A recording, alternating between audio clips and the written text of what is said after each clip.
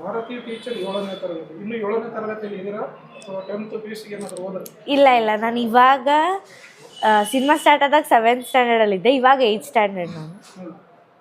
ಭಾರತೀಯ ಟೀಚರ್ 7ನೇ ತರಗತಿ ಸಿನಿಮಾ ಅನುಭವ ಎಷ್ಟು? ಅನುಭವ ಅಂತೂ ತುಂಬ ಚೆನ್ನಾಗಿತ್ತು.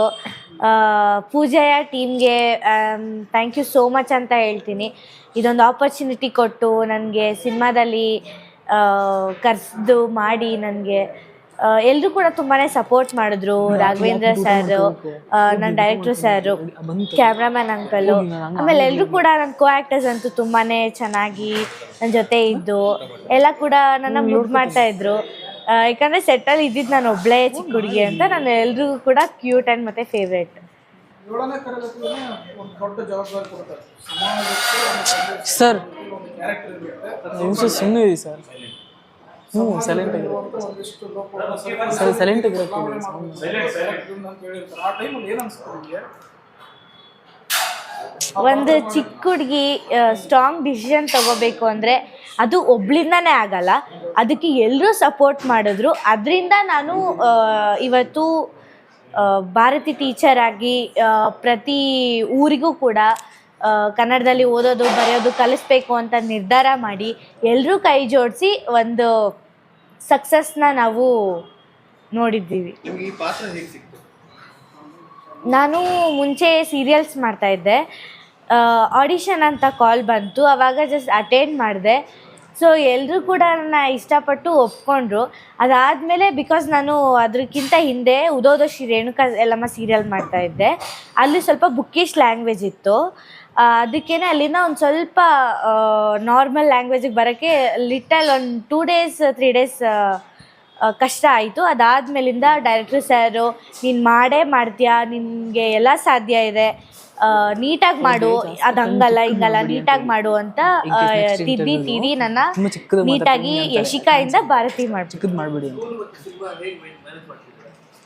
ಸ್ಕೂಲಲ್ಲಿ ಪರ್ಮಿಷನ್ಸ್ ಇತ್ತು, ಅಂದರೆ ಆಲ್ಮೋಸ್ಟ್ ಇದು ಸಮ್ಮರ್ ಹಾಲಿಡೇಸಲ್ಲೇ ಜಾಸ್ತಿ ನಡೆದಿದೆ. ಸೊ ಅದರಿಂದ ಸ್ಕೂಲ್ಗೇನು ಪ್ರಾಬ್ಲಮ್ ಆಗಲಿಲ್ಲ.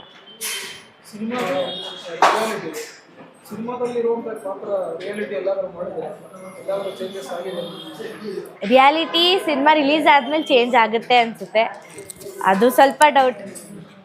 ಸಿ ಕೈ ಚಂದ್ರು ಸರ್ ಜೊತೆ ಅಂತೂ ಇಟ್ ವಾಸ್ ವಂಡರ್ಫುಲ್ ಅಂತಲೇ ಹೇಳ್ಬೋದು. ಅವರಂತೂ ನನ್ನ ತುಂಬ ಚೆನ್ನಾಗಿ ಮುದ್ದು ಮಾಡ್ತಾಯಿದ್ರು. ಆವಾಗ ನಾನೇನಾದರೂ ಲೈಟಾಗಿ ಈಗ ಬೇಜಾರಾಗಿಬಿಡ್ತೀನಿ ಅಂದ್ಕೊಂಡ್ರೆ ಅವ್ರು ನನ್ನ ಹಿಡ್ಕೊಂಡು ಡ್ಯಾನ್ಸ್ ಎಲ್ಲ ಮಾಡಿಸ್ತಾಯಿದ್ರು. ಅದಾದಮೇಲೆ ಅವರೇ ಒಂದಿನ ಸೆಟ್ಟಲ್ಲಿ ಉಪ್ಮಾ ಎಲ್ಲ ಮಾಡಿದರು. It was very wonderful. ಆಮೇಲೆ ನನಗೆ ಕೂಡ ಟಿಪ್ಸ್ ಕೊಡ್ತಾಯಿದ್ರು, ಈ ಥರ ಮಾಡೋದು ಚೆನ್ನಾಗಿರುತ್ತೆ, ನಿನ್ಗೇನು ಅಡುಗೆ ಇಷ್ಟ ಅದೆಲ್ಲ ಕೇಳಿಬಿಟ್ಟು ಮಾಡಿಕೊಡ್ತಾಯಿದ್ರು. ಅದಂತೂ ತುಂಬಾ ವಂಡರ್ಫುಲ್ ಮೂಮೆಂಟ್ಸ್ ಅಂತ ಹೇಳಿದ್ರು, best moments my in life ಅಂತ ಬರೋದು.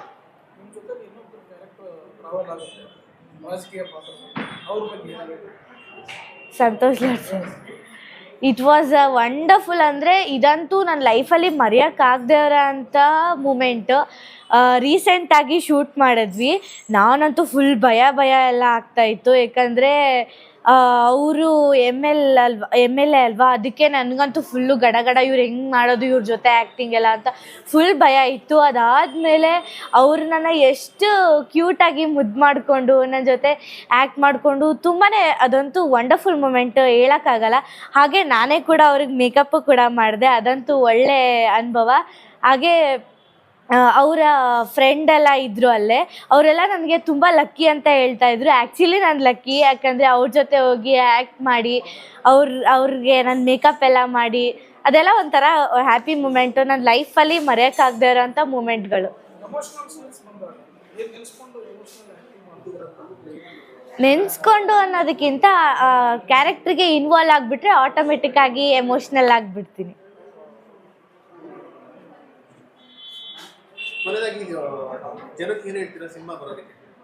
ಇದು ಓವರ್ ಆಲ್ ಸಿನಿಮಾ ಇರೋದು, ಒಬ್ಬ 7ನೇ ಕ್ಲಾಸ್ ಹುಡುಗಿ, ಅವಳು ಇಡೀ ಊರನ್ನ ಕನ್ನಡ ಭಾಷೆಯಲ್ಲಿ ಓದೋದು ಬರೆಯೋಗೆ ಮಾಡಬೇಕು ಅಂತ ಅಂದ್ಕೊಂಡಿರ್ತಾಳೆ.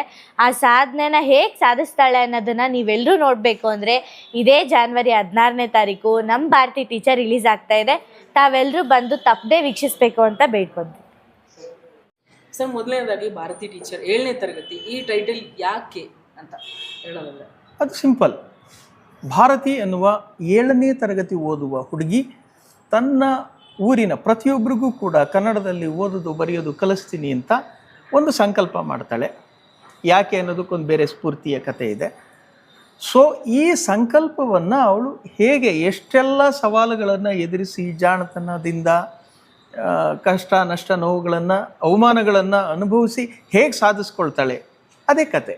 ಸೊ ಭಾರತಿ ಟೀಚರ್ 7ನೇ ತರಗತಿ. ಭಾರತಿ ಅನ್ನೋ ಹುಡುಗಿ ಈ ಕಲಿಸೋದ್ರ ಮೂಲಕ ಭಾರತಿ ಟೀಚರ್ ಆಗ್ತಾಳೆ.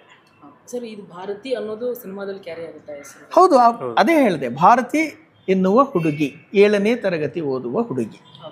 ಇದು ಹೆಂಗೆ ಸರ್ ಸ್ಟೋರಿ ಹೆಂಗೆ ಸ್ಟಾರ್ಟ್ ಆಯ್ತು?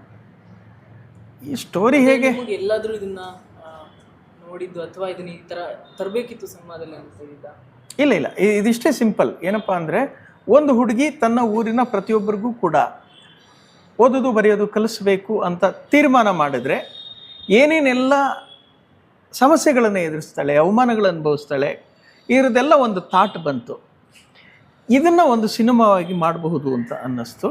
ಚೆನ್ನಾಗಿತ್ತು. ನಾನು ಈ ಸಿನಿಮಾವನ್ನು ಇನ್ನೂ ತುಂಬ ದೊಡ್ಡವರು ಕೂಡ ನಿರ್ಮಾಣ ಮಾಡಬೇಕಿತ್ತದು. ಅದ್ರ ಬಗ್ಗೆ ಆಮೇಲೆ ಹೇಳ್ತೀನಿ. ಅವ್ರಿಗೆ ಪ್ರತಿಯೊಬ್ಬರಿಗೂ ಕೂಡ ನಾನು ಹೇಳಿದ್ದು 2 ಸಾಲು. ಈಗ ನಿಮ್ಗೇನು ಹೇಳಿದ್ನಲ್ಲ, ಭಾರತಿ ಎನ್ನುವ 7ನೇ ತರಗತಿ ಓದುವ ಹುಡುಗಿ ಎಲ್ಲರಿಗೂ, ತನ್ನ ಹಳ್ಳಿಯ ಎಲ್ಲರಿಗೂ ಓದೋದು ಬರೆಯೋದು ಕಲಿಸಬೇಕು ಅಂತ ತೀರ್ಮಾನ ಮಾಡ್ತಾಳೆ. ಹೇಗೆ ಸಾಧಿಸ್ಕೊಳ್ತಾಳೆ ಕತೆ ಅಷ್ಟೆ. ಸರ್ ನಿಮ್ಮದು ಪಾತ್ರ ಸಿನಿಮಾದಲ್ಲಿ ಹೀರೋನ್ದು ಒಂದು ಕಡೆ ಆದರೆ, ಒಂದು ನಮಗೆ ಎಜುಕೇಷನ್ ಬೇಕು ಅನ್ನೋ ಒಂದು ಹೋರಾಟ ಆದರೆ ನಮಗೆ ಅದರ ಅಗತ್ಯ ಇಲ್ಲ ಅನ್ನೋ ಒಂದು ನೀವು ಹೇಳ್ತೀರಾ ಸಿನಿಮಾ? ಇಲ್ಲ, ಖಂಡಿತ ಇಲ್ಲ. ನಾನು ಇಲ್ಲ ಆಗಿರ್ತೀರಾ ಅಂತ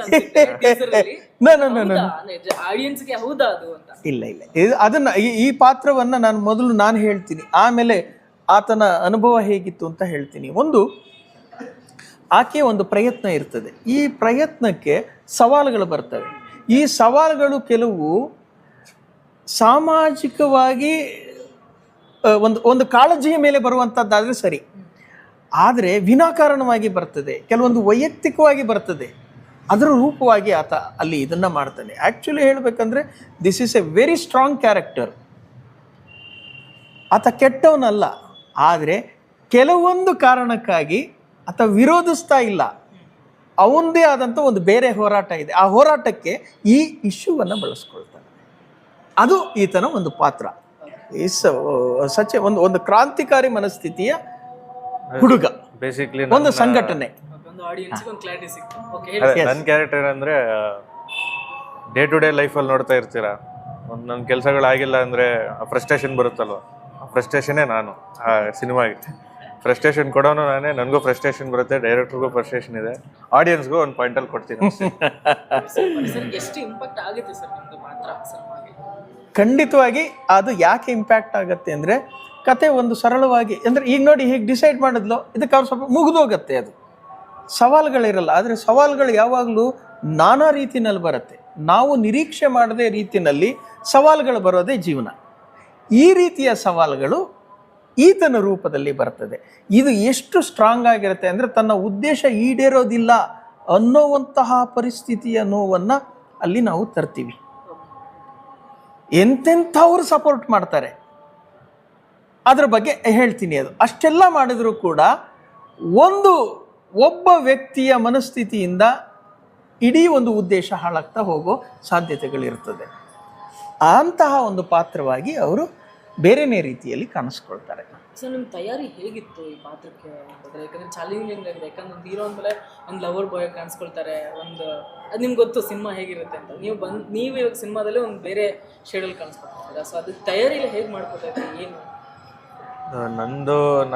ನಾನು ಪರ್ಸ್ನಲಾಗಿ ಆ್ಯಕ್ಟಿಂಗ್ ಕ್ಲಾಸಸ್ ಎಲ್ಲ ಹೋಗಿದ್ದೆ, ಹೊರಗಡೆ ಥಿಯೇಟರ್ಸು ವರ್ಕ್ಶಾಪ್ ಎಲ್ಲ ಮಾಡ್ಕೊಂಡಿದ್ದೀನಿ. ನನಗೆ ಪ್ಲಸ್ ಪಾಯಿಂಟ್ ಏನಂದರೆ, ನಮ್ಮ ಡೈರೆಕ್ಟರ್ ಸರ್ ಸೆಟ್ಟಲ್ಲಿ OJT ಥರ ಆನ್ ಜಾಬ್ ಟ್ರೈನಿಂಗ್ ಥರ ಕೊಟ್ಟರು. ಅಲ್ಲಲ್ಲೇ ಪ್ರಿಪೇರ್ ಮಾಡಿ ಫುಲ್ಲು ಟೀಚರ್ ಅವರು ಆ ಥರ ಪ್ರಿಪ್ರೇಷನ್. ಅದೇ ಸರ್ ಕ್ಯಾರೆಕ್ಟರೈಸೇಷನ್ ಹೇಳಿದ್ರು, ಈ ಥರ ಅಂತ ನಮ್ಗೆ ಅರ್ಥ ಆಗುತ್ತಲ್ವ ಆ ಕ್ಯಾರೆಕ್ಟರ್ಸು. ಸೊ ಅದನ್ನು ಒಳಗಡೆ ಆ ಕ್ಯಾರೆಕ್ಟರ್ ಬಿಲ್ಡ್ ಮಾಡಿ ಅದನ್ನು ತೋರಿಸೋದ್ರಲ್ಲಿ ಹೆಲ್ಪ್ ಆಯಿತು ಸರ್ ಇಂದ. ಸರ್ ಈಗ ನಾವು ಟೀಸರ್ ಈಗ ಟ್ರೈಲರ್ ನೋಡಿದಾಗ ಆದಿ ಸರ್ ಇದ್ದಾರೆ, ಆಮೇಲೆ ಈಗ ಆದಿ ಸರ್ ಏನು ಕ್ಯಾರೆಕ್ಟರ್ ಬಂದು ಹೋಗ್ತಾರೆ ಸರ್ ಅದು ಹೇಳಿ ಸರ್. ಈ ಸಿನಿಮಾದಲ್ಲಿ ಇದು ಇಂಟ್ರೆಸ್ಟಿಂಗ್ ಆದಂಥ ವಿಚಾರ, ಆದಿ ಸರ್ ಪಾತ್ರವನ್ನು ಸಂತೋಷ್ ಲಾಡ್ ಸರ್ ಅವರು ಮಾಡಬೇಕಿತ್ತು. ನಮ್ಮ ಕರ್ನಾಟಕ ಸರ್ಕಾರದ ಮಾನ್ಯ ಕಾರ್ಮಿಕ ಸಚಿವರಾದಂಥ ಸಂತೋಷ್ ಲಾಡ್ ಅವರು ಬಂದು ಪ್ರೆಸ್ ಮೀಟಲ್ಲಿ ಕೂಡ ಅನೌನ್ಸ್ ಮಾಡಿದರು. ಅವತ್ತು ನಾಗೇಂದ್ರ ಪ್ರಸಾದ್ ಅವರಿದ್ದರು, ಸಂತೋಷ್ ಸರ್ ಬಂದು ಈ ಸಿನಿಮಾದ ಕತೆ ನನಗೆ ತುಂಬ ಇಂಪ್ರೆಸ್ ಆಗಿದೆ, ಹಾಗಾಗಿ ನಾನು ಈ ಸಿನಿಮಾದಲ್ಲಿ ನಟಿಸೋದಕ್ಕೆ ಒಪ್ಕೊಂಡಿದ್ದೀನಿ, ಇದು ನನಗೆ ಎಕ್ಸ್ಪೀರಿಯನ್ಸ್ ಇಲ್ಲ, ಆದರೆ ಒಂದು ಪ್ರಯತ್ನ ಮಾಡ್ತಾ ಇದ್ದೀನಿ, ಇಂಪ್ರೆಸಿವ್ ಆಗಿದೆ ನನಗೆ ಅಂತ ಅವ್ರು ಹೇಳಿದರು. ಹಾಗೆ ಅಲ್ಲೂ ಒಂದು ಮಾತು ಹೇಳಿದರು, ಬಟ್ ನನಗೆ ಇದು ಗೊತ್ತಿಲ್ಲದೆ ಇರೋದ್ರಿಂದ ತುಂಬ ಹೆದರಿಕೆ ಇದೆ, ಏನು ಮಾಡ್ತೀನಿ ಗೊತ್ತಿಲ್ಲ ಅಂತ. ಸೊ ಕೊನೆಗೂ ಅವರು ತುಂಬ ದಿವಸ ಕಾಯಬೇಕಾಯಿತು. ಹಾಗಾಗಿ ಈ ಸಿನಿಮಾದ ಕೊನೆ ಹಂತದ ಶೂಟಿಂಗ್ ಆಗೋದಕ್ಕೆ ನಾವು ಫೆಬ್ರವರಿ 23ನೇ ತಾರೀಕಿಗೆ ನಾವು ಸಿನಿಮಾದ ಪೋರ್ಷನನ್ನು ಮುಗಿಸಿದ್ವಿ. ಕೊನೆಯ ಒಂದು 15-20% ಒಂದು DC ಪಾತ್ರ, ಅದು ಒಬ್ಬ DC ಪಾತ್ರವನ್ನು ಅವರು ಮಾಡೋದಕ್ಕೆ ಒಪ್ಕೊಂಡಿದ್ರು. ಅದಕ್ಕೆ ನಾವು ಅಷ್ಟೂ ದಿವಸ ಕಾಯಬೇಕಾಯಿತು, 7-8 ತಿಂಗಳು. ಕೊನೆಗೂ ಅವರು ಇದು ನನ್ನಿಂದ ಆಗದ್ದು ಅಂತ ಹೇಳಿ ಅವರು ಒಂದು ಇದನ್ನು ತಲುಪಿಸಿ ತುಂಬ ನೊಂದ್ಕೊಂಡ್ರು. ಅದರದ್ದು ಆಮೇಲೆ ಅವರ ಪಾತ್ರದನ್ನು ಹೇಳೋದು. ಸೊ ಆಗ ನಾವು ಅವರ ಆ ಪಾತ್ರಕ್ಕೆ ನಾವು ಆದಿತ್ಯ ಸರ್ ಅವರನ್ನು ವಿಶೇಷ ಗೌರವಪೂರ್ವಕವಾಗಿ ಕರೆದಿದ್ದೀವಿ. ಈಗ ಅದು ಅಪ್ರೋಚ್ ಮಾಡೋದಕ್ಕೆ ಏನು ಹೇಳಿದ್ರು ಆದಿ ಸರ್, ಈ ಥರ ಇದೆ ಅನ್ನೋದು? ಅಲ್ಲ, ಅವರು ನಾವು ಕಾನ್ಸೆಪ್ಟ್ ಕಳಿಸಿದ್ವಿ, ಇದನ್ನು ಅವ್ರದ್ದು ಸೀನ್ಗಳು ಕಳಿಸಿದ್ವಿ, ಎಲ್ಲ ನೋಡಿದ್ರು. ಹಿ ಫೆಲ್ಟ್ ಹ್ಯಾಪಿ, ಅದ್ರ ಬಗ್ಗೆ ಏನು ಮಾತಿಲ್ಲ, ಚೆನ್ನಾಗಿದೆ, ಇದು ಮಾಡ್ಬೋದು. ಇದರಲ್ಲಿ ಇದು ಆ್ಯಕ್ಚುಲಿ ಈಸ್ ಎ ಹೀರೋ, ಅವರು ಅದೊಂದು ಬೇರೆ. ಆದರೆ ಒಂದು ಏನು ಗೌರವ ಪಾತ್ರ ಅಂತ ಕರೆಯುವಾಗ ಅದು ನಿಜಕ್ಕೂ ಗೌರವ ತರುವಂಥದ್ದು ಅಂತ ಪರಿಶೀಲಿಸ್ತಾರೆ. ಇದು ನಿಜವಾಗ್ಲೂ ಮಾಡಬೇಕು ಅಂತ ಅವ್ರಿಗೂ ಅನ್ನಿಸ್ತು.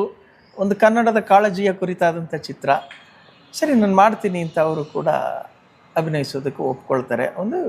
ಒಂದು 3 ದಿವಸದ ಇದರಲ್ಲಿ ಬಂದು ಅವರು ಒಂದು ಅತಿಥಿ ಪಾತ್ರವನ್ನು, ಗೌರವ ಪಾತ್ರವನ್ನು ತುಂಬ ಚೆನ್ನಾಗಿ ನಿರ್ವಹಿಸಿಕೊಟ್ಟಿದ್ದಾರೆ. ಅದು ವೆರಿ ಪಾಸಿಟಿವ್. ಅದು ಇದ್ರ ಜೊತೆಗೆ ಕೊನೆಗೆ ಇಷ್ಟೆಲ್ಲ ತೊಂದರೆ ಆಗಿದ್ದರಿಂದ ಕೊನೆಯಲ್ಲಿ ಒಂದು ಮುಖ್ಯಮಂತ್ರಿ ಪಾತ್ರ, ಇವಳ ಯಶಸ್ಸಿನ ನಂತರ ಮುಖ್ಯಮಂತ್ರಿಗೆ ಅಭಿನಂದಿಸಿ ಕರೆದು ಸನ್ಮಾನ ಮಾಡುವಂಥದ್ದು ಒಂದು ಇತ್ತು. ಅದಕ್ಕೆ ನಾವು ಬೇರೆ ಯಾರು ಅಂತ ಯೋಚಿಸ್ತಾ ಕೊನೆಗೆ ಇದೊಂದನ್ನು ನಾನು ಮಾಡ್ತೀನಿ, ಒಂದು ಚಿಕ್ಕದೊಂದು. ನಮ್ಮ ಸಂತೋಷ್ ಲಾಡ್ ಅವರು ಕೂಡ ಈ ಚಿತ್ರದಲ್ಲಿ ಒಂದು ಕೊನೆಗೂ ಅವರು ಒಪ್ಪಿಕೊಂಡು ಅದರದ್ದು ಕೂಡ ಆ ಮುಖ್ಯಮಂತ್ರಿ ಪಾತ್ರದಲ್ಲಿ ಅವರು ಬಂದು ಆ ಹುಡುಗಿನ ಅಭಿನಂದಿಸುವಂಥದ್ದು ಪಾತ್ರ ಮಾಡಿದ್ದಾರೆ.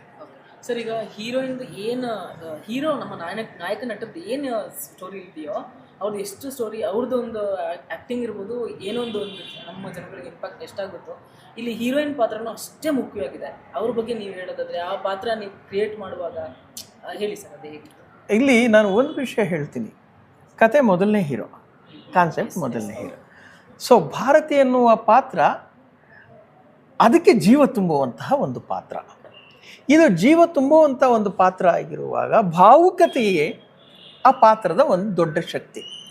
ಆ ಭಾವುಕತೆಯನ್ನು ನಾವು ಒಂದೇ ಸಮ ಭಾವುಕತೆಯನ್ನು ಹೇಳ್ತಾ ಹೋದರೆ ಏನಾಗ್ತದೆ, ಒಂಚೂರು ನಮ್ಮ ಡಿಸ್ಟರ್ಬ್ ಆಗ್ತದೆ ಮೈಂಡ್. ಒಂದೇ ಗೋಳನ ಕಥೆಯನ್ನು, ಇದ್ರ ಕಥೆಯನ್ನು ಹೇಗೆ ನೋಡೋದು ಅಂತ ಅನ್ನಿಸ್ತದಲ್ಲ, ಹಾಗೆ ಒಂದು ಮೊನೋಟನಸ್ ಆದಂಥ ಒಂದೇ ಕಥೆಯ ಸುತ್ತ ಹೋಗುವಾಗ ಮಧ್ಯ ನಾವು ಈ ಮೊದಲೆಲ್ಲ ಹಾಸ್ಯ ಪಾತ್ರಗಳನ್ನು ತರ್ತಾ ಇದ್ವಿ, ಅಥವಾ ಫೈಟ್ಸ್ ತಂದುಬಿಡ್ತಿದ್ವಿ, ಏನೋ ಒಂದು ಡ್ಯಾನ್ಸು ಸಾಂಗ್ ಈ ಥರ ತರ್ತಾ ಇದ್ವಿ. ಇದರಲ್ಲಿ ಹಾಗಿಲ್ಲ, ಇಡೀ ಸಿನಿಮಾ ಸಂಗೀತಮಯವಾಗಿದೆ. ಸೊ ಈ ಪಾತ್ರ ತುಂಬ ಭಾವುಕವಾಗಿ ಅಭಿನಯಿಸಿದೆ. ಅದ್ರ ಮಧ್ಯೆ ಒಂದಷ್ಟು ವೇರಿಯೇಷನ್ಸ್ ಬೇಕಲ್ಲ, ಹಾಗಾಗಿ ನಾವು ಈ ಪಾತ್ರವನ್ನು ತಂದಿದ್ದೀವಿ. ಸೊ ಇದನ್ನು ಅದೇ ಕಾರಣಕ್ಕೋಸ್ಕರ ನಾನು ಹೀರೋ ಅಂತ ಕರೆಯೋದಕ್ಕಿಂತ ಹೆಚ್ಚಾಗಿ ಆ್ಯಂಗ್ರಿ ಯಂಗ್ ಮ್ಯಾನ್ ಅಮಿತಾಬ್ ಅನ್ನುವಂಥದ್ದು ಏನೊಂದು ಪಾತ್ರ ಇತ್ತಲ್ಲ, ಅದನ್ನು ಆ್ಯಂಟಿ ಹೀರೋ ಅಂತ ಕರಿತಾ ಇದ್ರದು. Is not villain but is anti hero. ಅದು ಆ್ಯಂಗ್ರಿ ಯಂಗ್ ಮ್ಯಾನ್, ಇದೇ ಥರದ ಆ್ಯಂಗ್ರಿ ಯಂಗ್ ಮ್ಯಾನ್ ಆತ. ಸೊ ಒಂದು ಆ್ಯಂಟಿ ಹೀರೋ ಥರ ಇರುತ್ತೆ. ಬಟ್ ಫೈನಲ್ ಆಗಿ ಕೊನೆಯಲ್ಲಿ ಬದಲಾಗುವಂಥದ್ದು ಏನಿರುತ್ತಲ್ಲ, ಅದು ಹೇಗೆ ಏನು ಎತ್ತ ಬದಲಾಗ್ತಾನ ಅನ್ನುವಂಥದ್ದು ಅದೆಲ್ಲ ಬೇರೆಯೇ ಆದಂಥ ಕತೆ ಇರುತ್ತೆ. ಸೊ ಆ ಥರದ ಒಂದು ಪಾತ್ರವಾಗಿ ಈ ನಮ್ಮ ಹೀರೋ ಪಾತ್ರ, ಅದನ್ನು ಆಂಟಿ ಹೀರೋ ಪಾತ್ರ ಅಂತ ಬೇಕಿದ್ರೂ ಕರಿಬೋದು ನೀವು. ನಾನು ಆ ರೀತಿ ಅದನ್ನು ಸೃಷ್ಟಿ ಮಾಡಿರೋದು. ಶೂಟಿಂಗ್ಸ್ ಎಲ್ಲ ಎಲ್ಲಿ ಮಾಡಿದ್ರಿ? ನಾವು ಮದ್ದೂರಿನ ಹುಲಿಗೆರೆಪುರ ಅಂತ ಒಂದು ಹಳ್ಳಿ ಇದೆ, ಆ ಹಳ್ಳಿಯನ್ನು ನಾವು ಆಯ್ಕೆ ಮಾಡಿಕೊಂಡ್ವಿ. ತುಂಬ ಒಳ್ಳೆಯ ಪರಿಸರ, ಅಲ್ಲಿಯ ಜನಗಳು ಸುತ್ತಮುತ್ತಲಿನ ಹಳ್ಳಿಯ ಜನಗಳು ಎಲ್ಲಿ ನಾವು ಅದೊಂಥರ ನಮಗೆ ಹುಲಿಗೆರೆಪುರ ಅದೊಂಥರ ನಮ್ಮೂರಾಗೋಗ್ಬಿಟ್ಟಿತ್ತು ಅದು. ಯಾವ ಮನೆಗೆ ಬೇಕಾದರೂ ಹೋಗಿ ನಾವು ಆರಾಮಾಗಿ ಯಾರು ಬೇಕಾದ್ರೂ ಬರ್ರಿ ಕಾಫಿ ಕುಡೀರಿ ಅಷ್ಟೇ, ಆ ಥರದ್ದೊಂದು ತುಂಬ ಒಳ್ಳೆಯ ಇದನ್ನು ಮಾಡಿದ್ರು. ಹುಲಿಗೆರೆಪುರದಲ್ಲಿ ನಮ್ಮ ಸಿದ್ದಪ್ಪಣ್ಣ ಅಂತ ಇದ್ದಾರೆ, ಅವರು ತುಂಬ ಸಹಾಯ ಮಾಡಿದ್ರು. ಅವ್ರ ಮನೆಯವರು, ಮಕ್ಕಳು, ಅವರ ಫ್ಯಾಮಿಲಿ ಎಲ್ಲ ವಿ ಆರ್ ವೆರಿ ಹ್ಯಾಪಿ ಆ ವಿಷಯದಲ್ಲಿ. ತುಂಬ ಒಳ್ಳೆಯ ಜನ, ಚೆನ್ನಾಗಿ ಸಪೋರ್ಟ್ ಮಾಡಿದ್ರು. ಈಗ ನಮ್ಮ ಕನ್ನಡ ಚಿತ್ರರಂಗದಲ್ಲಿ ನಿಮಗೆ ಎಷ್ಟು ಜನ ಸಪೋರ್ಟಿವ್ ಇದ್ದಾರೆ ಸರ್ ಈ ಸಿನಿಮಾ ಮಾಡುವಾಗ? ಅಥವಾ ನೀವು ಯಾರಿಗಾದ್ರೂ ಅಪ್ರೋಚ್ ಮಾಡಿದ್ದೀರಾ ಈ ಥರ ನಮ್ಮ ಸಿನಿಮಾ ಬರ್ತಾ ಇದೆ ಏನು ಗೊತ್ತಾ ಏನಾದರೂ ನಿಮಗೆ ಸಪೋರ್ಟಿವ್ ನಿಂತಿದ್ದಾರಾ ಅಂತ? ಸೊ ಅಲ್ಲ ಆಗಿರ್ಬೋದು ಅಥವಾ ಪ್ರಮೋಷನ್ಸ್ ಎಲ್ಲ ಆಗಿರ್ಬೋದು, ಅಥವಾ ನಿಮಗೆ ಬೆಂಬಲವಾಗಿ ನಿಂತಿದ್ದಾರೆ ಯಾರು? ನಿಮಗೆ ಯಾರಾದರೂ ಸ್ನೇಹಿತರು ಕನ್ನಡ ಇದ್ದವರು? ಅಲ್ಲ ಅದೆಲ್ಲ ಇದೆ. ಅಂದರೆ ಈಗ ಇಷ್ಟು ವರ್ಷಗಳಲ್ಲಿ ನಾವು ಇಂಡಸ್ಟ್ರಿನಲ್ಲಿರೋದ್ರಿಂದ ನಮ್ಮ ಸ್ನೇಹಿತ ಬಳಗ, ಆಪ್ತ ಬಳಗ ಇವರೆಲ್ಲರೂ ಕೂಡ ಕಥೆಯ ಬಗ್ಗೆ ಮತ್ತು ನಮ್ಮ ಸಾಮರ್ಥ್ಯದ ಬಗ್ಗೆ ನಂಬಿಕೆ ಇಟ್ಟು ಸಪೋರ್ಟಿಂಗ್ ಆಗಿದ್ದಾರೆ. ಅದರ ಬಗ್ಗೆ ಏನು ಡೌಟೇ ಇಲ್ಲ. ಕತೆ ಚೆನ್ನಾಗಿದೆ, ಚಿತ್ರಕಥೆ ಚೆನ್ನಾಗಿದೆ, ಸಂಭಾಷಣೆ ಅರ್ಥಪೂರ್ಣವಾಗಿದೆ. ಆಮೇಲೆ ಅದಕ್ಕೆ ತಕ್ಕ ಹಾಗೆ ಒಂದು ಗಟ್ಟಿಯಾದ ನಿರ್ದೇಶನವನ್ನು ಮಾಡಿದ್ದೀನಿ ಅನ್ನುವಂಥ ನಂಬಿಕೆ ನನಗಿದೆ. ಏನು ಉಳಿದಿದ್ದು ಜನ ಹೇಳ್ತಾರೆ. ಆದರೆ ಒಂದು ವಿಷಯದಲ್ಲಿ ನನಗೆ ತುಂಬ ಹೆಮ್ಮೆ ಇದೆ, ಡೌಟ್ ಇಲ್ಲ ಅಂತಂದರೆ ಈ ಚಿತ್ರದ ಸಾಹಿತ್ಯ ಮತ್ತು ಸಂಗೀತ ಇದನ್ನು ಕೂಡ ನಾನೇ ಮಾಡಿರೋದು. 10 ಹಾಡುಗಳಿದೆ ಈ ಸಿನಿಮಾದಲ್ಲಿ. ಎಲ್ಲವೂ ಕೂಡ ಕಥೆಯ ಒಳಗೆ ಬಂದಿರುವಂಥ ಹಾಡುಗಳು, ಒಂದಕ್ಕಿಂತ ಒಂದು ಅದ್ಭುತವಾದ ಹಾಡುಗಳಿದೆ.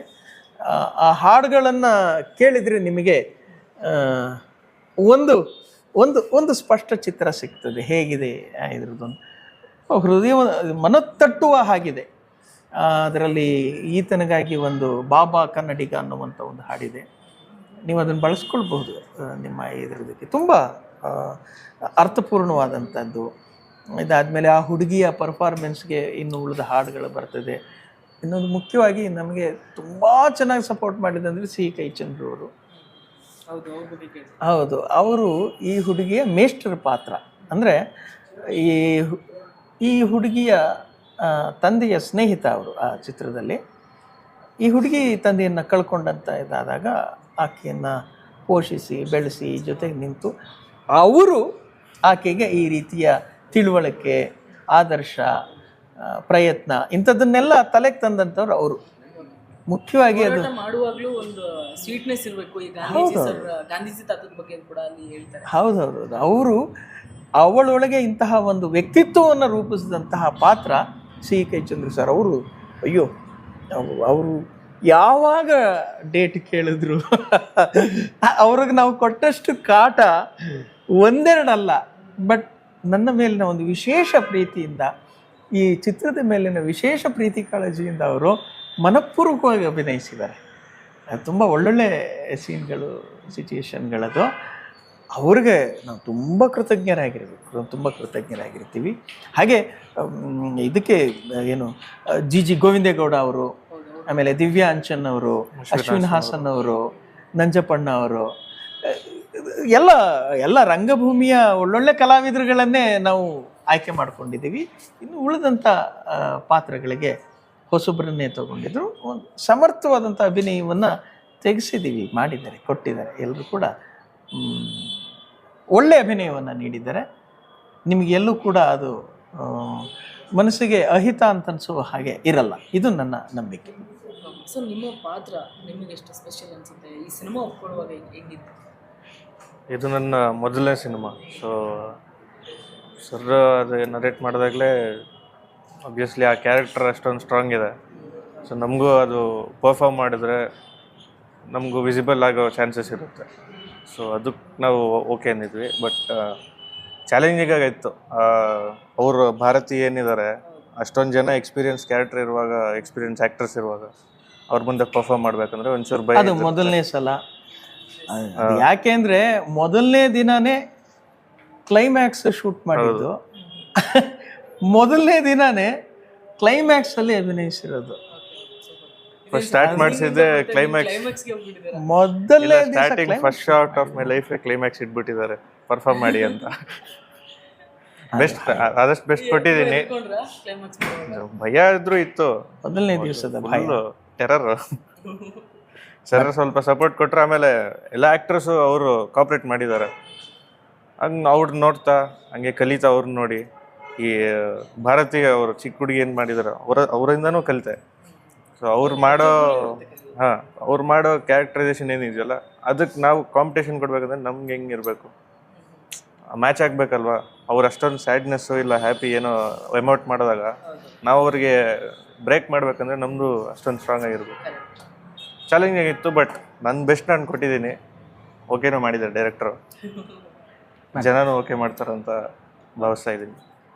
ಸರ್ ಈಗ ಒಂದು ವಿಷಯ ಏನಂದರೆ ಸ್ಟಾರ್ ಕಾಸ್ಟ್ ಇರುವಂಥ ಸಿನಿಮಾಗಳು ಜಾಸ್ತಿ ಜನ ಬರ್ತಾರೆ ಥಿಯೇಟ್ರಿಗೆ. ಅದು ನಿಮಗೂ ಗೊತ್ತು, ನನಗೂ ಗೊತ್ತು. ಇರೋ ಈ ಸಿನಿಮಾ ಬಗ್ಗೆ ಏನು ಗೊತ್ತಿದೆ ಅವ್ರಿಗೆಲ್ಲರಿಗೂ ಗೊತ್ತಿರುವಂಥ ವಿಚಾರ. ಸ್ಟಾರ್ ಕಾಸ್ಟ್ ಬಗ್ಗೆ ನೋಡ್ತಾರೆ ಸಿನಿಮಾ ಅಂದ ತಕ್ಷಣ.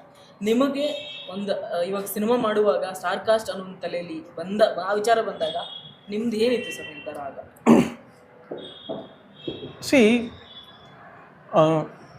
ಈ ವಿಷಯದ ಬಗ್ಗೆ ನನಗೆ ನಂದೇ ಆದಂಥ ಅಭಿಪ್ರಾಯ ಇದೆ. ಹೀರೋ ಚೆನ್ನಾಗಿದ್ದಾಕ್ಷಣ ಸಿನಿಮಾ ಹಿಟ್ಟಾಗೋಗ್ಬಿಡುತ್ತೆ ಅನ್ನುವಂಥದ್ದು ಸುಳ್ಳು. ಅದು ಈಗಲ್ಲ, ಯಾವತ್ತಿಂದನೂ ಕೂಡ. ನಾನು ಹೆಸರುಗಳು ಹೇಳೋದು ಬೇಡ, ಏನು ಸೌತ್ ಇಂಡಿಯನ್ ಸೂಪರ್ ಸ್ಟಾರ್ಗಳ ಸಿನಿಮಾಗಳು ಕೂಡ ಚೆನ್ನಾಗಿಲ್ಲ ಅಂದರೆ ಓಪನಿಂಗ್ ಕೂಡ ತಗೊಳ್ಳಲ್ಲ ಎಲ್ಲ. ಅದನ್ನು ನಾವು ತುಂಬ ನೋಡಿದ್ದೀವಿ. ಅಷ್ಟೇ ಯಾಕೆ ರಜನಿಕಾಂತ್ ಅವರ ಬಾಬಾ ಸಿನಿಮಾ ಕೂಡ ಅಂಥದ್ದೊಂದು ಎಫೆಕ್ಟ್. ಅದು ಅವರು ಲೈಫಲ್ಲಿ ಅದು ನೆನ್ಪಿಟ್ಕೊಳ್ಬೇಕಾದಂಥ ಒಂದು ದೊಡ್ಡ. ಸೊ ಈ ಸ್ಟಾರ್ಗಳ ಸಿನಿಮಾ ಅನ್ನುವಂಥದ್ದನ್ನು ಆಚೆ ಇಟ್ಟು ಕಂಟೆಂಟ್ ಸಿನಿಮಾ ಅನ್ನುವಂಥದ್ದು ಒಂದು ವರ್ಗ ಇದೆ. ಅದನ್ನು ನೀವು ನೋಡಿರ್ತೀರಿ, OTTಗಳಿರ್ಬೋದು, ಇನ್ನೊಂದು ಬೇರೆ ಪ್ಲ್ಯಾಟ್ಫಾರ್ಮ್ಗಳಿರ್ಬೋದು. ಜನಕ್ಕೆ ಇಷ್ಟ ಆಗುತ್ತೆ ಅನ್ನೋದು ಒಂದು ಬೇರೆ ಬೇರೆ ಕಾರಣಗಳಿರ್ತದೆ. ನನಗೆ ಇದರಲ್ಲಿ ಒಂದು ಹುಡುಗಿಯ ಕತೆ, ಮತ್ತು ಇದರಲ್ಲಿರುವಂಥ ಒಂದು ಭಾವುಕತೆ, ಮತ್ತು ಇದರಲ್ಲಿ ಒಂದು ಕನ್ನಡ ಜಾಗೃತಿಯ ಕತೆ ಇದೆ. ಅದು ನಾವೇನು ಹೇಳಬೇಕಂತಿರ್ತೀವೋ ಅದನ್ನು ನಾವು ಹೇಳೋ ಪ್ರಯತ್ನ ಮಾಡಿದ್ದೀವಿ. ಫಲ ಕೊಡತ್ತೆ ಅನ್ನೋದು ನಂಬಿಕೆ. ಇನ್ನು ಉಳಿದಿದ್ದು ಅದು ನೋಡೋಣ. ಯಾಕೆಂದರೆ ಇಡೀ ಸಿನಿಮಾ ಇದನ್ನು ಮಾಡಿದ್ದು ಒಂದು ಸ್ಫೂರ್ತಿ ಯಾಕೆ ಬೇಕಂದರೆ, ಒಂದು ಮಗು ಮನಸ್ಸು ಮಾಡಿದ್ರೆ ಒಂದು ಹಳ್ಳಿ ಬದಲಾಯಿಸುತ್ತೆ. ಹಾಗೆ ಕೊನೆಯಲ್ಲಿ ಅದೊಂದು ಸಂದೇಶ ಇದೆ ಆ ಹುಡುಗಿ ಕಡೆಯಿಂದ. ಏನಪ್ಪ ಅಂದರೆ, ಇಲ್ಲಿ ಈ ನಮ್ಮ ರಾಜ್ಯದಲ್ಲಿರೋ ನನ್ನ ಹಾಗೆ ಲಕ್ಷಾಂತರ ಮಕ್ಕಳಿದ್ದಾರೆ. ಪ್ರತಿ ಮಕ್ಕಳು ಕೂಡ ಕನಿಷ್ಠ 10 ಜನಕ್ಕೆ ನಾನು ಕಲಿಸ್ತೀನಿ ಅನ್ನುವಂಥ ಒಂದು ಸಂಕಲ್ಪ ಮಾಡಲಿ ಅಂತ ನನ್ನ ಆಸೆ. ಅದಕ್ಕೆ ಸರ್ಕಾರ, ಸಂಸ್ಥೆ ಇದೆಲ್ಲವೂ ಕೂಡ ಸಹಾಯ ಮಾಡಲಿ ಅನ್ನೋವಂಥದ್ದು ಒಂದು ಆಶಯವನ್ನು, ಕನಸನ್ನು ಕೂಡ ಬಿತ್ತಿದ್ದಾಳೆ. ಅದು ಅಂಥದ್ದಕ್ಕೆ ಒಂದು ಸ್ಫೂರ್ತಿ ಸಿಗಲಿ ಅನ್ನೋದು ನಮ್ಮ ಒಂದು ಆಶಯ. ಖಂಡಿತ. ಯಾಕಂದರೆ ಈಗ ನಮ್ಮಪ್ಪ ಮೇಷ್ಟ್ರಾಗಿದ್ದರು, ಆ ಪಾತ್ರ ನನಗೆ ಇದು ಇನ್ಸ್ಪೈರ್ ಆಯಿತು. ಹೇಗೆ ಮಕ್ಕಳನ್ನು ಅವರು ಬೆಳೆಸ್ತಾರೆ ಅನ್ನೋವಂಥದ್ದು ಚಂದ್ರು ಪಾತ್ರದಲ್ಲಿ ತಂದಿದ್ದೀವಿ. ಹಾಗೆ ಒಂದು ಮಗು ಮಾಡಿದ್ದು ಯಾವುದೋ ಕಾರಣಕ್ಕೆ ಮಕ್ಕಳುಗಳಿಗೆ ನಿಜವಾಗ್ಲೂ ಅದು ಇಷ್ಟ ಆಗ್ಬೋದು. ಯಾವುದೋ ಒಂದು ಕಾಲದಲ್ಲಿ ಹಸಿರು ತೋರಣ ಅನ್ನುವಂಥ ಒಂದು ಸಿನಿಮಾ ನೋಡಿ ನಾವು ಮನೇಲಿ ತರಕಾರಿ ಬೆಳೀತಾ ಇದ್ವಿ. ನಮಗೆ ಅವಾಗ 6ನೇ ಕ್ಲಾಸ್ 7ನೇ ಕ್ಲಾಸ್. ಅದರೆಲ್ಲ ಮಕ್ಕಳುಗಳು ಬೆಳೀತವೆ, ಅಪ್ರಿಷಿಯೇಟ್ ಮಾಡ್ತಾರೆ ದೊಡ್ಡವರು, ನೋಡಿ ಮಕ್ಕಳು ಹೇಗಿದ್ದಾರೆ ಅಂತ. ಹೌದಾ, ನಾವು ಮಾಡ್ತೀವಿ, ನಾವು ಎಲ್ಲ ಇದನ್ನು ತಂದು ಬೆಳೀತಿದ್ವಿ. It's an inspiring thing. ಒಳ್ಳೆಯದನ್ನು ಹೇಳೋಣ, ಎಷ್ಟು ಜನ ತಗೊಳ್ಳೋದನ್ನು ನೋಡೋಣ. ಈಗ ಯಾಕಂದ್ರೆ ಮೊಬೈಲ್ ಜಾಸ್ತಿ ಹೋಗ್ಬಿಟ್ಟಿಲ್ಲ ಸರ್ ಕೈಯಲ್ಲಿ, ಅದಕ್ಕೋಸ್ಕರ. ಅಲ್ಲ, ಅದೇ ನಾವು ಈಗ ಏನು ಹೇಳ್ತಾ ಇದ್ದೀವಿ ಅಂದರೆ, ಮೂವಿಯಲ್ಲೂ ತೋರಿಸಿದ್ದಾರೆ ಅದು ಮೊಬೈಲ್ ಹೇಗೆ ಯೂಸ್ ಮಾಡಬೇಕು ಅಂತ. ಆ್ಯಕ್ಚುಲಿ ಆಗಿ ಹೇಗೆ ಯೂಸ್ ಮಾಡಬೇಕು, ಅವಳು ಹೇಗೆ ಯೂಸ್ ಮಾಡ್ತಾಳೆ, ಅವಳು ಜ್ಞಾನಕ್ಕೆ ಅದನ್ನು ಬಳಸ್ತಾಳೆ, ಯಾವುದಕ್ಕಾಗಿ ಬಳಸ್ಬೇಕು, ಮನರಂಜನೆಗಲ್ಲ, ಜ್ಞಾನಕ್ಕೆ. ಅದೆಲ್ಲ ತುಂಬ ಚೆನ್ನಾಗಿದೆ ಅದು ಕತೆ. ಖಂಡಿತವಾಗಿ. ಸರ್, ಈಗ ಆಡಿಯನ್ಸ್ ಕೊನೆಯದ ಏನು ಹೇಳ್ತೀರಾ ನಮ್ಮ ಸಿನಿಮಾ? ಭಾರತೀಯ ಟೀಚರ್ 7ನೇ ತಾರೀಕು ಯಾಕೆ ನೋಡಬೇಕು ಅಂತ ಕೇಳಿದ್ರೆ ಅವ್ರಿಗೆ ಏನು ಹೇಳ್ತೀರಾ? ಖಂಡಿತವಾಗಿ 2 ವಿಷಯನ ಹೇಳೋದಕ್ಕೆ ನಾನು ಇಷ್ಟಪಡ್ತೀನಿ. ಭಾರತೀ ಟೀಚರ್ ಸಿನಿಮಾ ಮಕ್ಕಳ ಸಿನಿಮಾ ಮಾತ್ರ ಅಲ್ಲ. ಇದು ಮುಖ್ಯವಾದ ಉದ್ದೇಶ ಕನ್ನಡ ಜಾಗೃತಿ ಪ್ರತಿಯೊಬ್ಬರಲ್ಲೂ ಆಗಬೇಕು ಅನ್ನುವಂಥದ್ದು.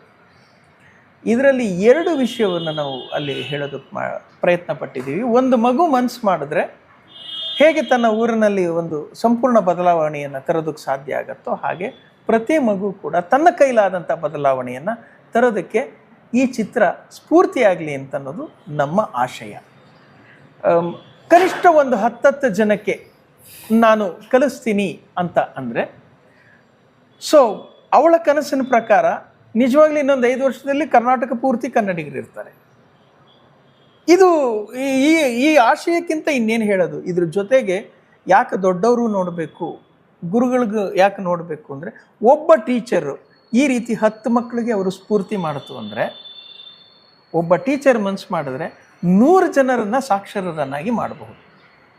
ಒಂದು ಮಗು ಮನಸ್ಸು ಮಾಡಿದ್ರೆ 10 ಜನನ ಮಾಡುತ್ತೆ.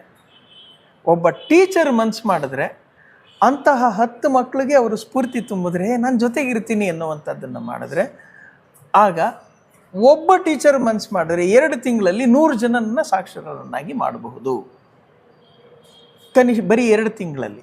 ಸೊ ಈ ರೀತಿಯ ಒಂದಷ್ಟು ಕನ್ನಡ ಜಾಗೃತಿಯ ವಿಚಾರಗಳನ್ನು ನಾವು ಇಟ್ಕೊಂಡಿರೋದ್ರಿಂದ ಸಾಕಷ್ಟು ಕನ್ನಡ ಸಂಘ ಸಂಸ್ಥೆಗಳು ಎಲ್ಲರೂ ನಾವು ಅಪ್ರೋಚ್ ಮಾಡಿರೋದ್ರಿಂದ ಅವರ ಬೆಂಬಲವೂ ಕೂಡ ಇಂತಹ ಒಂದು ಒಳ್ಳೆಯ ಆಶಯಕ್ಕೆ ಇರಬೇಕು ಅಂತಂತ ಇರೋದರಿಂದ ಎಲ್ಲ ಕನ್ನಡಿಗರು ಇದನ್ನು ನೋಡಬೇಕು, ಮಕ್ಕಳುಗಳನ್ನು ಪ್ರೋತ್ಸಾಹಿಸಬೇಕು, ಮತ್ತು ಅವರ ವ್ಯಕ್ತಿತ್ವ ಬೆಳೆಯುತ್ತೆ. ಇದು ಪಾಯಿಂಟ್. ಯಾತಕ್ಕೆ ಅವ್ರು ಮಾಡಬೇಕು ಮಕ್ಕಳು ಅಂದರೆ, ಕಲಿಯೋ ಹಂತದಲ್ಲಿರೋ ಮಕ್ಕಳಿಗೆ ಏಯ್ ಬಾಯ್ಲಿ ಅಂತೀವಿ. ಆ ಕಲಿಸೋ ಹಂತಕ್ಕೆ ಬಂದಾಗ ಬನ್ನಿ ಮೇಡಮ್, ಬನ್ನಿ ಮೇಸ್ಟರ್, ಬನ್ನಿ ಮಿಸ್ಟ್ರೇ ಅಂತಂದರೆ they feel proud of themself. ಅವರು ಬೆಳೀತಾರೆ, ಅವರು ಮಾನಸಿಕವಾಗಿ ಬೆಳೀತಾರೆ, ಉತ್ತರಗಳನ್ನು ಕೊಡುವ ಮಟ್ಟಕ್ಕೆ ಬೆಳೀತಾರೆ. ಪ್ರಶ್ನೆಗಳು ಕೇಳೋ ಮಟ್ಟಕ್ಕಲ್ಲ, ಉತ್ತರಗಳನ್ನು ಕೊಡೋ ಮಟ್ಟಕ್ಕೆ, ಕಂಡುಹಿಡಿಯೋ ಮಟ್ಟಕ್ಕೆ. ಈ ರೀತಿ ಅವರ ವ್ಯಕ್ತಿತ್ವ ವಿಕಾಸ ಆಗಬೇಕು, ಇದು ಉದ್ದೇಶ. ಇದಕ್ಕೆ ದೊಡ್ಡವರು ಪ್ರೋತ್ಸಾಹ ಕೊಡಬೇಕು, ಗುರುಗಳು ಮನಸ್ಸು ಮಾಡಬೇಕು. ಕನಿಷ್ಠ 10 ಮಕ್ಕಳಿಗೆ ಸ್ಫೂರ್ತಿ ತುಂಬಿದ್ರೆ ಯಾರಿಗೆ ಗೊತ್ತು ಯಾವ ಮಗು ಎಲ್ಲೇನಾಗುತ್ತೋ. ಹಾಗಾಗಿ ನಾವು ಪ್ರತಿ ಶಿಕ್ಷಕರನ್ನು, ಪೋಷಕರನ್ನು, ಮಕ್ಕಳನ್ನು, ಪ್ರತಿಯೊಬ್ಬರೂ ಕೂಡ ಈ ಚಿತ್ರವನ್ನು ನೋಡಿ ಒಂದು ಸ್ಫೂರ್ತಿ ನಿಮಗೆ ಸಿಗಲಿ ಅನ್ನೋದಷ್ಟೇ ನಾವು ಆಶಿಸ್ತಾ ಇದ್ದೀವಿ. ನಮ್ಮ ಉದ್ದೇಶಕ್ಕೆ, ಕನಸುಗಳಿಗೆ ನಿಮ್ಮ ಬೆಂಬಲ ಇರಲಿ. ಎಲ್ಲ ಕನ್ನಡಿಗರಲ್ಲಿ ಇದು ನಮ್ಮ ವಿನಂತಿ, ಭಾರತೀಯ ಚಿತ್ರತಂಡದ ಪರವಾಗಿ. ಸರ್, ಈಗ ತೆರೆಗೆ ಯಾವಾಗ ಬರ್ಬೇಕಂತ ಪ್ಲಾನ್? ಜನವರಿ 16ನೇ ತಾರೀಕಿನಿಂದ ನಮ್ಮ ಚಿತ್ರ ಕರ್ನಾಟಕದ ಬಹುತೇಕ ಎಲ್ಲ ಚಿತ್ರಮಂದಿರಗಳಲ್ಲಿ ತೆರೆ ಕಾಣ್ತಾ ಇದೆ.